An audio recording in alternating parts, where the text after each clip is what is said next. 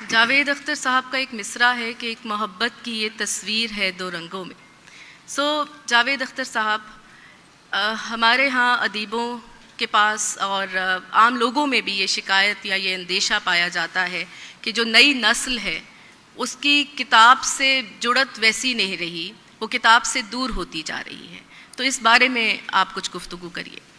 یقیناً کسی حد تک تو یہ ہے, اس لیے کہ جو کتاب میں ہے وہ انہیں میسر ہو جاتا ہے دوسرے ذرائع سے, چاہے وہ نیٹ پہ ہو چاہے وہ دوسرے طریقے ہیں تو مل جاتے ہیں.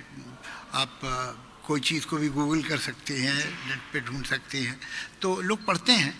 اکثر ایسا کہا جاتا ہے کہ اب تو کچھ نئی نسل جو ہے ویسی رہی نہیں. میں آپ کو صرف اتنا عرض کروں کہ پچھلے دنوں میں نے پڑھا تھا ارسطاٹل جو کہ 326 قبل مسیح میں تھے, انہوں نے لکھا کہ اگلی نسل ویسی نہیں رہی ہے جیسے ہم لوگ تھے.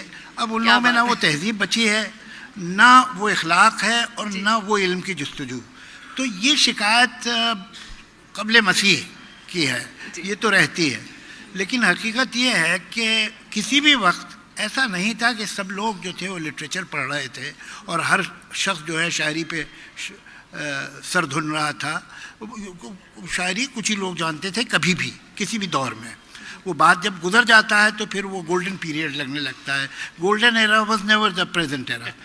اور آج کل بھی جو شاعری ہو رہی ہے میں تو اسے رشک سے دیکھتا ہوں, جو نوجوان لڑکے لڑکیاں آج کل غزل لکھ رہے ہیں.